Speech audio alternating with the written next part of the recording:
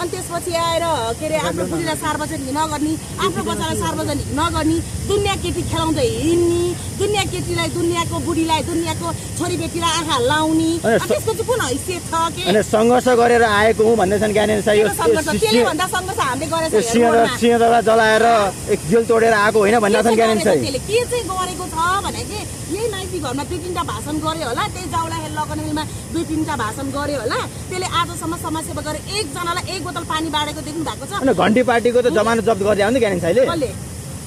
जमानत जफ्त गरिदिएको जुम्लामा जफ्त त अब त्यो त एउटा जुम्ला जस्तो एउटा विकट ठाउँमा पैसा रातारात बाँडेर सरकारको पैसा लुटेको थियो, बाँड्यो आयो एक छिट ल्याउन, कुन ठुलो कुरा भएर एउटा जुम्ला जिल्लालाई काठमाडौँमा आओस् त ल सरकार राजाको पैसा लुटेको पैसा त्यहाँ बाँड्यो रातारात एउटा जिल्लाबाट के अरे जितेर आउने एउटा केटी एउटा कथायतलाई यता र उता त्यति बेला पनि त्यो के अरे विनिता कथायतलाई कतिसम्म उसले के राजनीति गरेर चाहिँ नि त्यहाँसम्म जितेको छ। ऊ कतिचोटि रुँदै मिडियामा आएर त्यति बेला भनेको छ। त्यति बेला हामीलाई राजनीतिक षड्यन्त्र भइरहेको छ, ज्ञानेन्द्र साईले षड्यन्त्र गरिरहेको छ है राजसपालाई भन्ने कुरा हामीले त्यति बेला थाहा पाइसक्यौँ। हिजोसम्म ज्ञानेन्द्र साई तपाईँको लागि भगवान थियो, अब आज भगवान किन भयो भने मैले भनि त के अरे यो सरकारलाई पनि सपोर्ट गर्दो रहेछ, बुद्धि आयो, यो पनि अब राम्रो हुन्छ, बरु के अरे त्यो 2-3 सिटको सरकारमा बस्नुभन्दा राजसभामा गयो भने चाहिँ राम्रो हुन्छ है, हामीलाई पनि ज्ञानेन्द्र साई जस्तो व्यक्ति चाहिन्छ भन्ने मान्छे म पनि हो कि।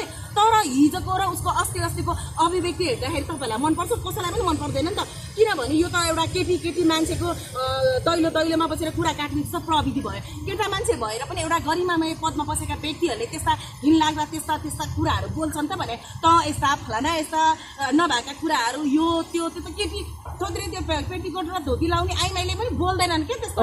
ज्ञानेन्द्र साईले बोले जस्तो अभिव्यक्ति राजसभाको कार्यकर्ताले ज्ञानेन्द्र साई बारे गलत प्रचार गर्यो भन्ने कुरा छ। जापानमा आक्रमण भयो ज्ञानेन्द्र साई माथि भने हल्ला चलाइयो। आक्रमण पनि गरेको होइन, के पनि गरेको छैन, त्यसलाई आक्रमणै गर्न परेपछि काठमाडौँमै गर्छ नि, जापानमा किन गर्ने? जापानमा गर्नु पनि उसलाई आवश्यकै छैन। ऊ आओस् न यहाँ, उहाँ बसेर भुकेर लुकेर अनि त्यसै सरकार यस्तो विरोधी यो त्यो सुदन गुरुङको र के भन्छ रवि लामेछानेको अनि बालेन शाहको उसमा आउन त अब त्यो ज्ञानेन्द्र साईलाई त लाग्छ होला के अरे अर्को जुम्लामा पनि पाउँदैन क्या, जुम्ला जस्तो एउटा ठाउँबाट जितेर ल्याएर फुर्ती लाउन पर्दैन। अब यस्तै प्रकारले गर्ने हो भने चाहिँ जुम्लाबाट उसको 1 भोट पनि आउँदैन क्या।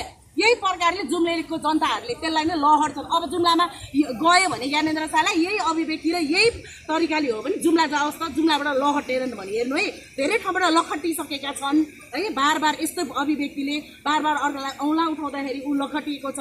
अनि हिजो विनय दाईले उसलाई यति सपोर्ट गरेको व्यक्ति त्यो विनय दाईलाई पत्ता साफ बनाएर बोलेको छ, लाज लाग्दैन भतुवालाई? किन विनय दाईको घरमा महिनौँ वर्षौँसम्म के अरे भात खाएर पाल्ने, आज त्यही विनय दाईको कुरा गर्ने त त्यो जस्तो सांसद, अनि त्यसलाई अलिकति त्यसलाई चाहिँ के बोल्नुपर्छ भने थाहा छ होला नि त। विनयजङ बस्नेत अनि प्रकाश भुजेलले भनिसकेका छन् हामी ज्ञानेन्द्र साईको साथमा छौँ भनेका छन्, भर्खरै स्ट्याटस आइरहेको थियो उहाँहरूको। भयो होला साथमा हुने, हामी हुँदैनौँ, हामी त्यस्तो बोल्ने त्यस्ता रातभरि बोल्ने त्यस्तारी अभिव्यक्ति दिने सांसदको पक्षमा हामी हुँदैनौँ। जे पाए त्यही मन लागे बोल्ने त्यस्ताहरूको के अरे बिना प्रमाण बोल्ने सांसदहरूको पक्षमा चाहिँ अरू होला 2-4 जना भयो होला के होला त्यो भनेर जे हो त्यही बोल्नुपर्छ, बुझ्नुभयो नि? जे हो त्यही बोल्नुपर्छ। हामीले रातभरि भगवान मान्छ नि त कसले?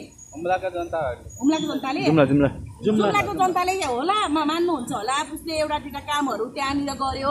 अब त्यति बेला राम्रो अभिव्यक्ति दियो, राज परिवारहरू पनि लग्यो, राज परिवारहरू लगेर पनि उसले त्यहाँ एउटा 2टा के पोखरी सोखरी कता के पनि गर्यो। त्यो बेलामा विश्वास गर्यो होला नि, उसलाई भोटमा जित्नु थियो। त्यो बेलामा उसले आफ्नो सबै कुराहरू लगेर देखाइसकेपछि अलिअलि डोनेसनहरू पनि यता खर्च गर्न लायो होला राज परिवारबाट। त्यसपछि उसले भोट त बटुल्यो होइन। त्यस कारणले उसले अहिले दिएको अभिव्यक्तिहरू त जुम्लाको मान्छेहरूसँग पनि मोबाइल त होला नि त, हेर्छन् होला नि त। अनि यसलाई हामीले जिताएर सांसदमा यस्तो बोल्न पठाएको हो र हाम्रो जुम्लाको विकास गर्न पो पठाएको भन्ने कुरा त जुम्लेली जनतालाई पनि थाहा होला नि। अनि यस्तै प्रकारले त्यसलाई 1 भोट पनि आउँछ त भन्नु त। अनि ज्ञानेन्द्र साई चाहिँ त्यस्तो केटी खेलाउने मान्छे हुन् र भनेको तपाईँले दलित भएकै कारण श्रीमती लुकाएसम्म भन्नुभयो, सत्य हो?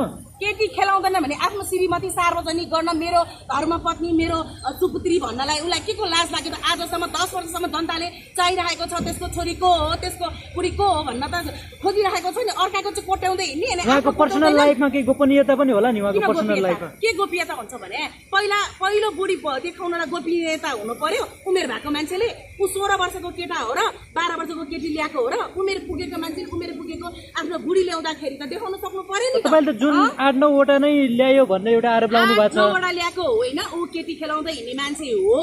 केटी दुनियाँको बुढीलाई दुनियाँको छोरीलाई आँखा लगाउँछ, त्यही केटीहरूलाई आँखा लगाउन पाउँदिन, घुमाउन पाउँदिन भनेर आफ्नो बुढी सार्वजनिक नगरेको यो मान्छेलाई मैले आजभन्दा 10 वर्ष अगाडिदेखि चिन्छु। हेर्नु है, हामीले पहिला हेमराजहरू यो ज्ञानेन्द्रहरूसँग पहिला यो रोडमा पानी बाँड्दादेखि चिनेको व्यक्ति हो। तपाईँ चाहिँ उहाँलाई पहिल्यैदेखि राम्रोसँग चिन्नुहुन्छ ज्ञानेन्द्र साईलाई? राम्रो। फेरि मसँग यस्तो प्रमाण पनि छ।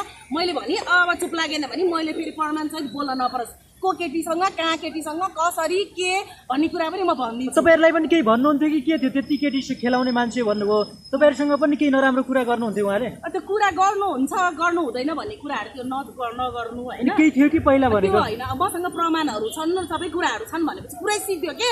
प्रमाण छ भनेपछि सिद्धियो नि त।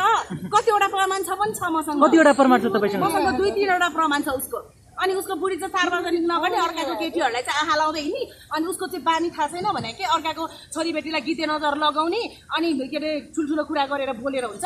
त्यो कस्तो छ भने हामीलाई थाहा छैन।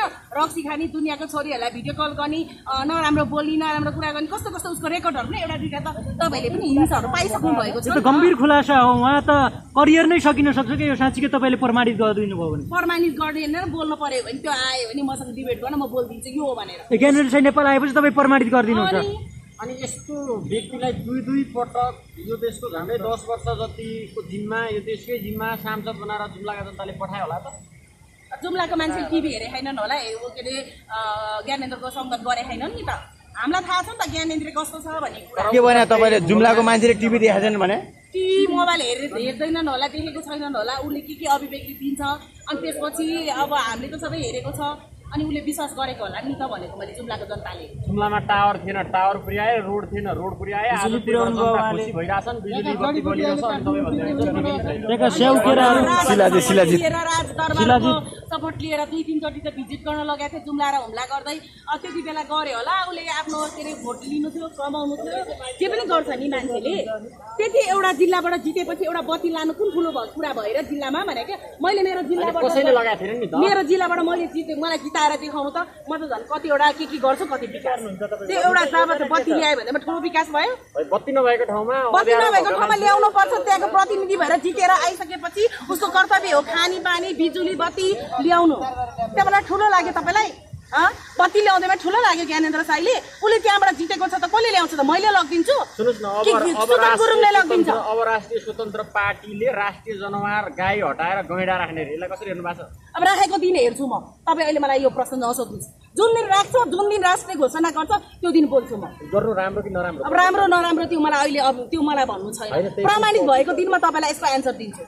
प्रमाणित भइसक्यो त भइसक्यो। प्रमाणित भएको दिनमा म बोल्छु। प्रमाणित नभइकन किन बोल्नु भने के? प्रमाणित नभइकन आरोप लाएर म खण्डन गर्ने मेरो बानी नै छैन। जब भइसकेपछि अस्ति पनि 1000 र 10,000 को कुरा प्रमाणित नभएको कुरा मैले बोलेको छु कि के अरे तपाईँहरूले 10,000 50,000 भयो भन्नुभएको छ। आजको दिनसम्म पनि लागू भएको छैन।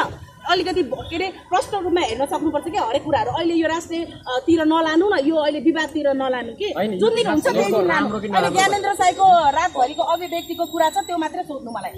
अरू त्यो राष्ट्रिय गाई रासपाले यो गर्न लागिरहेछ। तपाईँलाई यो अभिव्यक्ति कस्तो लाग्यो ज्ञानेन्द्र साईको? मलाई भनिहालेँ, मलाई त मुख कुच्चाएर त्यसको कुकर प्रेसरको भाँडाले हानु जस्तो रिस उठेको छ। पहिला कुकर प्रेसर बनाउँदै हिँड्थ्यो घर घर दैलो दैलो, अनि त्यही कुकर प्रेसरले त्यसलाई हिर्काउनु पर्छ। हो त नि। अनि विनय दाईले त्यसलाई च्याप्प समातेर ल्याएर विनय दाईको घरमा लगेर राखेर भतुवा 1-2 वर्ष भात खाएर पालेर अहिले त्यही विनय दाईको कुरा गर्दै हिँड्छ। त्यो लाज पचेको त्यसको सबै कुरा हामीलाई थाहा छ उहिले जमानादेखि। ज्ञानेन्द्र साईले इन्डियामा गएर सीए पढेका कलेज टपर स्टुडेन्टलाई तपाईले सीए पनि हैन, बीए पनि हैन, 8 क्लास पनि पास भएको छैन। ल ज्ञानेन्द्र साईको 8 क्लास पास भएको सर्टिफिकेटमा त ज्ञानेन्द्र साईले एउटा सार्वजनिक गरे भने तपाईलाई म यसको एन्सर म दिन्छु। के दिनुहुन्छ ल भन्नु? यदि गरिदियो भने तपाई के गर्नु? के रे तर के रे हामी पनि त्यसलाई फेरि खण्डन गरेर नक्कली हो कि सक्कली हो नि निकाल्छ नि। उसले ल्याए भने 8 हैन 11 12 13 14 पढेको ल्याए भने के गर्नु? पढे हैन, पढेको मान्छेको बुद्धि रातभरि अर्कालाई भुक्छ। पढेको दिमाग त्यही हो, सांसद भएको दिमाग त्यही हो। पढेको मान्छेको सोसाइटी बुद्धि ब्यालेन्स आएको जस्तो हुन्छ, नबोली जित्छ। बुझ्नु भयो नि? अर्कालाई यो त्यो भनेर त्यो थाङ्ने आइमा जस्तो घोचेर बोल्दैन रातभरि। तपाईँले के भन्नुभएको छ? पढे लेखेको मान्छेको बुद्धि त्यही हो। सीए पढेको मान्छेको बुद्धि त्यस्तो हुन्छ?